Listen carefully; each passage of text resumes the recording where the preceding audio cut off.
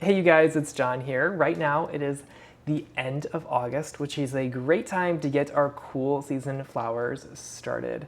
Now, what is a cool season flower? Cool season flowers love to get established during the cooler times of the year, and then they typically bloom in the end of winter into spring and into early summer. Now, right now, at the end of August, it's still over 100 degrees outside, but the temperatures will drop soon, hopefully, by the time it is needed to plant these. So we'll start all of our seeds, most of them in late August and September, and then we'll plant them in October and November. September is still pretty hot here. The days are hot, but the nighttime temperatures dip into the 70s, and then by the end of September, usually it starts dipping into the upper 60s. And then by October, we're pretty much in the 50s, which is a great time to plant your cool season crops. But we need to get them started. We need to make sure they are a sizable plant before we put them in the ground so we can start those seeds right now. Into September is a great time to do so. For those of you guys that are new here, my name is John. We are in Phoenix, Arizona, and we are a zone 9B/10A. We have really hot summers, and our winters are pretty mild. We might get a frost or two. So all of these plants love to be planted in the fall. They like to establish all winter long so that they can bloom their best in the spring. And usually I like to recommend to people is you want to start planting your cool season flowers when the nighttime temperatures start to drop into the lower 60s and into the 50s. Usually that's a safe time to plant them. Again, these plants like cooler weather. They like to have cooler soil. So planting when the nighttime temperatures are cooler is going to ensure that they are going to get that cool reset. It might still get hot during the day, maybe into the 80s, lower 90s once you plant them. But as long as it gets cool during the night, they will be totally fine. And yes, you can put a shade cloth on these plants if we do get a hot spell, but most of them will be fine. So like I mentioned, these plants like to get established during the cooler parts of the year, and they love cooler weather. So typically we don't cover any of these flowers. They like to get a light frost. They like to get that to really help the plant get established, focus on their root growth. And a lot of these plants like a little bit of chill hours. These chill hours really help these plants go dormant so that come spring, they can really bloom their best. We're gonna go over our top 12 cool season flowers that we're planting right now. First on this list are violas. Now, violas are typically one of the first cool season flowers to bloom. They have so many beautiful colors of violas. They are such a unique flower, and they're actually really easy to grow. We grow them from seed, and then we buy them from the nurseries as well. But I love this blue color. It's called a sorbet. Sorbet is the series. They don't really get that tall, the sorbet series, but this blue one, I'm just like mesmerized by it. It's called Viola Sorbet Marina Blue, but it's just this like baby blue pastel color. Absolutely perfect. I love it because in the winter I kind of go for more of like a winter theme, like darker hues, like blues, purples, whites, things like that. And this like baby blue color is just like perfect for winter. It kind of gives you that like icy vibe to it. I don't know, I just absolutely love it, and it transitions into spring really, really well. So we plant those in our small containers in our 6-inch pots, and they absolutely love it. So we're growing those definitely again next year. We also love growing the bunny ear violas because they're just such a unique flower, and they're so cute. They make these little like, I don't know, bunny-like petal structures to them, and they have just a really pretty like magenta flower. Super cute. We love growing them for winter time. We usually grow them a little bit later because our grow room is usually full in the fall. So we'll start our seeds in like November, and they're the cutest thing for like March and April up through Easter. Like imagine these in like a gorgeous Easter basket with like some grass and maybe some other flowers like primroses or something like that. I think that would just be absolutely adorable. Statice is another great flower that you can start indoors right now, and this one's actually really easy to start from seed. The seeds are a little bit bigger than most of these other flowers, so you can sow your seeds very easily, and we usually just bury it with like, I don't know, a 1/4 inch of soil. I think that's really all they need. But they sprout super, super fast, one of the fastest seeds to germinate. And Statice kind of looks like a weed when you plant it in the ground, and it grows this like, kind of like a rosette, if you will. It doesn't get super tall in the beginning, but it just looks like a giant dandelion weed. I've had a few people like ask me what that is before it's like blooming in my garden, and I'm like, yeah, that's a Statice plant. So just be warned when you're like planting them, they don't look like plants that you would intentionally plant before they bloom. They kind of look kind of wrinkly, but Statice flowers are so beautiful. This one usually blooms for us like when I plant it in the fall, usually like late April through May through like early June. So you kind of get like some 2 good months of really, really nice blooms. But Statice comes in so many beautiful colors, from purple to light blue to apricot. I absolutely loved the apricot. I made a really, really pretty dried wreath with the apricot Statice. But again, one of the easiest flowers to grow. They really don't require a lot of inputs in terms of nutrients or like staking. They don't require any staking. And they just make, again, a really good bouquet filler if you want to make some really pretty arrangements. They also dry really, really well. Like I mentioned, we made a floral wreath out of them. You can tie them up, make them into a really pretty wreath, or even like a swag. I've made a swag out of them. They're just great flowers to have in general. And I've actually had them over summer before and bloomed the second year. So they're kind of like tender perennials here in our zone. We've also grown the like sea lavender. I don't really know if this one started from seed. I've never tried growing this one from seed, but the sea lavender, the purple one, tolerates a little bit more shade and makes these really pretty purple blooms that are absolutely beautiful. And again, these dry really, really well. Feverfew is next on this list. This flower is actually in the mum family. So if you've ever smelled leaves of this flower, it kind of has that like mum scent to it. I don't really know how to describe it besides it's like kind of like an herby smell. I love it. Some people don't, but I actually do. And at the wholesale florist, like if you go to any like wholesale florist shop, they like to refer to Feverfew as chamomile because they have very similar like petal structures and flower structures. But Feverfew is absolutely beautiful. I love it because it's just such a dainty flower to have in your spring garden. It's just a great bouquet filler too if you love growing cut flowers. Feverfew is a great long-lasting flower that you can add into your garden. We plant this in usually October, November, and it's one of the last cool season flowers to bloom. It typically blooms for us right after Mother's Day. I'm always like, why is this not blooming just like a week earlier? Because when I used to sell cut flowers, we had a whole flower field. We had tons and tons and tons of flowers. The Feverfew would always be blooming right after Mother's Day. I'm like, can't we bloom just like a week earlier? But anyways, just a gorgeous flower, great filler, long-lasting flower, and it's just so beautiful. And it actually does get pretty tall. I remember it got like, I don't know, 3, maybe even 4 feet tall, some of these plants. So they get pretty big. I loved growing the Tetra White Feverfew. That one was really, really cute.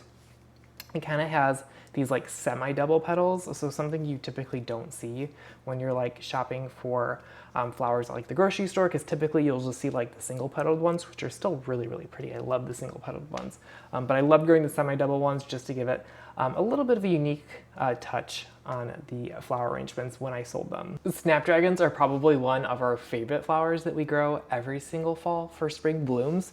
But they're just an iconic line flower that are absolutely gorgeous. And now they've come in like so many beautiful colors, from a beautiful like Chantilly salmon with those open face blooms to them.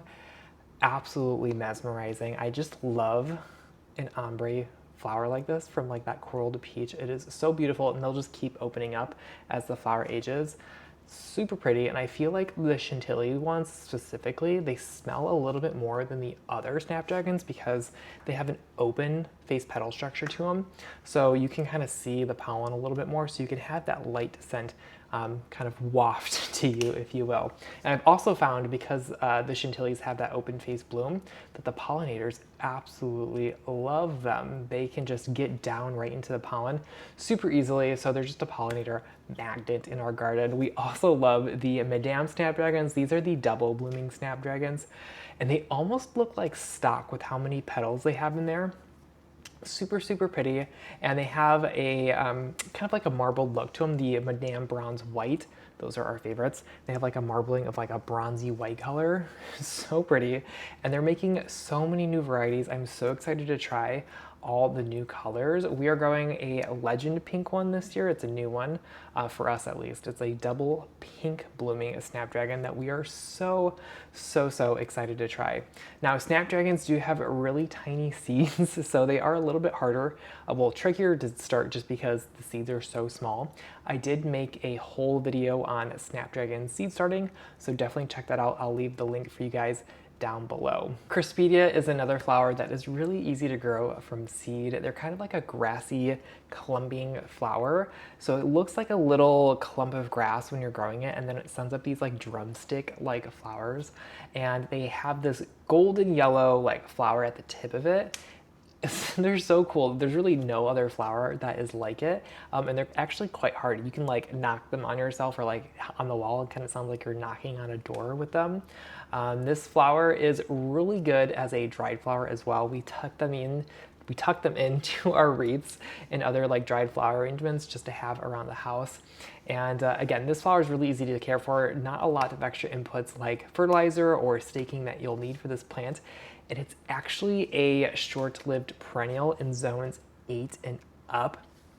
So if you take care of it well, if you make sure you water all summer, we like to shade our short-lived perennials in the summertime just a little bit. If we can, we plant sunflowers around all of our perennials that bloom in the spring, and they'll bloom for a couple years. We had, when we were growing our flower field, we had some that were on their 3rd year, and they were looking really good. They looked healthy, they looked luscious, and they were still sending out some really vibrant blooms. Foxgloves are another iconic flower. Now it's getting a little late to start them on the later side. Usually we like to start them earlier in August, but you can still start them in August and September. They're going to be totally fine, still put on a really pretty show for you in the springtime. But foxgloves are kind of like snapdragons. They like to be surface sown on top of the soil. They don't like to be buried. They like light to germinate and really grow successfully. But foxgloves are just an iconic line flower, just super big. Just imagine a snapdragon, just like, I don't know, with a bigger structure to it, I guess, if you will. Just be aware if you're planting it around small children or dogs or any sort of pets, they are toxic, so just keep that in mind. We like to put them in containers to kind of raise them up to get them out of their like level of sight, if you will. But we've never had a problem with any of our dogs eating any of our foxgloves. But our spring is not complete without the beautiful foxgloves. We grow the lavender one, the Camelot lavender. Just a really pretty like blush, purple blush color. This one probably gets the biggest out of the 3 that we grow. The second one is the Dalmatian apricot. That beautiful peach color is just so perfect for spring. We love pairing that with other pinks and corals just to add a really pretty, unique vibe to our garden. And then the last one is Pink Panther. This one's a little bit shorter, but it branches a lot more. It has a lot of side shoots on it. The Pink Panther kind of has that rosy tone vibe to it.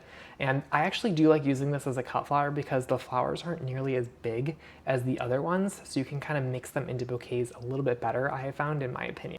And of course, the bees and butterflies and literally all the pollinators love this flower. They just get into the tubes and just pollinate away, and they're obsessed. I've even seen bees like sleeping in the flowers. It is the cutest thing ever. The most important thing when you're growing foxgloves in a warm climate is picking varieties that will flower their first year. Now here in zone 9B Arizona, the foxgloves will not survive our summertime. It's just way too hot. So we want flowers that will be planted in the fall and bloom their first season in the spring, so that we can basically treat these plants as annuals and then replace them with other things in the summertime that will take all of the summer heat. So some of our favorite first year flowering varieties are the Camelot, the Dalmatian, the Panther. There's even the Foxy series that are great first year flowering foxgloves. Scabiosas, aka pincushion flowers, again, another great flower to grow in your cool season garden. It's one of the later flowers to bloom when you do plant them in the fall. They usually bloom for us in like late April, May into early June, but they're called pincushion flowers because they're supposed to look like little needles in a cushion, like your grandma's like sewing cushion. I always remembered my grandma had this like tomato that she would stick her needles in, and then you would just take the pin out of the tomato, and it wasn't a real tomato, it was like a stuffed tomato. Then you would take it out of the tomato and then use the pin. That's what a pin cushion is. It's kind of just like, looks like a bunch of pins have been stuck in this little cushion flower. And these are the cutest little like button, like round flowers to have in the springtime. You know, in early spring we have the ranunculus and the anemones, so we want something to have that like round structure to it later on in the springtime, and scabiosas are absolutely perfect for that because usually the sunflowers and zinnias aren't quite ready, so the scabiosas are a really nice like filler flower in between like early spring and your like summer flowers. At least in the cut flower garden. You know, that's what we used a lot of in our bouquets when we were making bouquets in the flower field, was all of these beautiful scabiosas, especially for Mother's Day. We grew a ton of them because of this. We liked to grow a couple different varieties. We loved the Oxford blue. This just offered a really unique, like deep, rich blue color, kind of like a purpley blue. That was just perfect to have. We also loved the Black Knight. The Black Knight kind of has that like darker maroon color, perfect for any of the girlies that loved like a goth garden or just like a dark themed garden.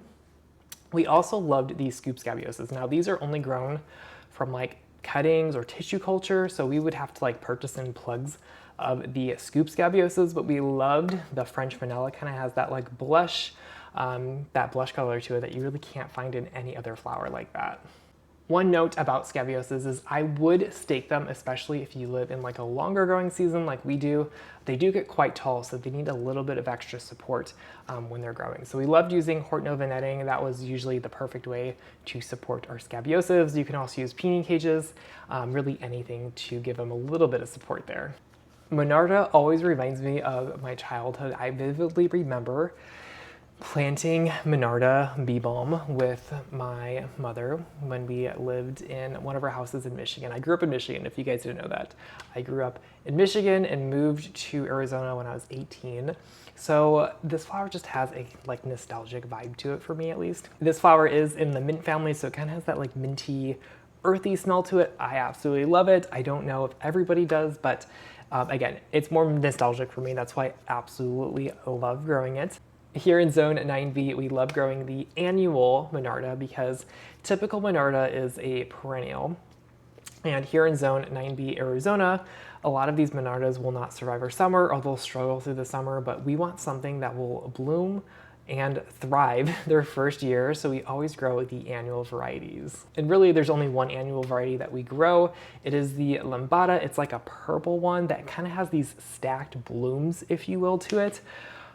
It's beautiful. It's absolutely beautiful. The bees love it, like the name says, and it's just a great spike flower to have in bouquets. Typically it blooms, again, usually towards the end, late spring, like May into early June. So it's blooming like after the Snapdragon flush is done. So it's great to have this Monarda as like a filler after that to have these beautiful spike flowers in your bouquets. Yarrow is another short-lived perennial that does really well for us here in Zone 9B. Now, there's a lot of different types of yarrow that you can buy and purchase, but we absolutely love this mix. It is a pastel mix that we loved growing when we grew all of our cut flowers. It kind of has a lot of purple notes, some berry notes, and then some blusher notes with like some more yellows and cream colors to it. Just an overall beautiful flower to grow, and it is so easy. It makes these umbrella like blooms to it. But this flower is actually native to North America. We were hiking in Colorado when we were on vacation there, and we saw the most beautiful yarrow just growing on the side of the road. It was white, so it is native here, so it does really, really well in our native soil with a lot of minimal care. I do like to refer to these as short-lived perennials because sometimes the heat in the summertime can stress the plant out just a little bit, but they do usually bounce back in the fall once it cools down a little bit. Again, I love to protect these plants in the summertime. I love to plant like sunflowers around the base of these flowers to really shade the whole plant really throughout the entire summer. They're not really flowering a ton in the summer months. Usually they're at their peak in like late spring, early summer. So planting the sunflowers around these plants will kind of give them that much needed relief to carry them through the seasons. And then in late summer or fall, we'll just cut the sunflowers at the base, compost it, and then we'll have a beautiful patch of yarrow. I feel like we have a lot of short-lived perennials on this list because the next one is Rudbeckia hirata. This is the annual Rudbeckia. They, again, come in so many pretty colors. There's the Irish eyes with that like green center and the yellow petals. That one's really pretty. I love growing that one because it kind of gives that more like spring vibe, and they usually bloom for us in like June? Yeah, June. Like late May, June into like early July. So we're kind of more in like that spring mode. So I think that fits the spring vibe really, really well. But they also come in so many beautiful other shades like the Sahara, kind of as a mix of different like mauve tones like bronze, more of like a chocolate tone, super pretty like rusty vibes. And then it has like more, some of them have like double petals, some of them just have those single beautiful colors. And again, just a really great mix to have. It's a really unique flower that you're really not going to find either at the nursery, or if you're a florist and you're growing these beautiful flowers, you're not going to find these colors at the local wholesale, just because they're a little bit more unique and they're just really fun to work with. These are really easy to start from seed too. You just sow your seeds. They do take a while, I feel like, from seed to bloom.